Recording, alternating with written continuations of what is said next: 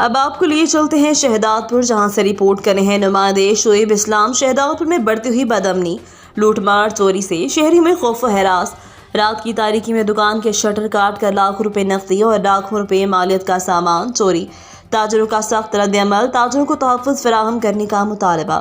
تفصیلات کے مطابق شہداد پور شہر میں چوروں لٹیروں کا راج، شہری عدم تحفظ کا شکار۔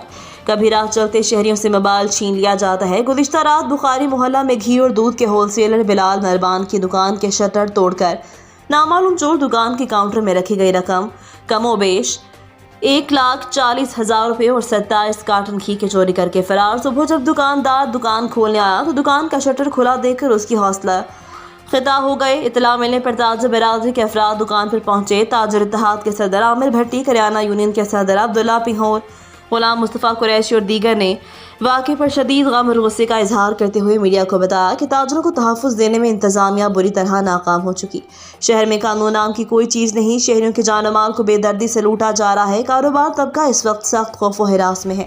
انہوں نے ڈی آئی جی شہید بے نظیر آباد عرفان بلوچ اور ایس ایس پی سانگھا ڈاکٹر فاروق لنجار سے پرزور مطالبہ کیا چلان پیشہ افراد کے خلاف آپریشن کر کے تاجروں کا لوٹا ہوا مال برآمد کروا کر تاجروں کو تحفظ فراہم کیا جائے۔ مزید خبروں اور تازہ ترین اخبار پڑھنے کے لیے وزٹ کریں ریٹ نیوز.pk۔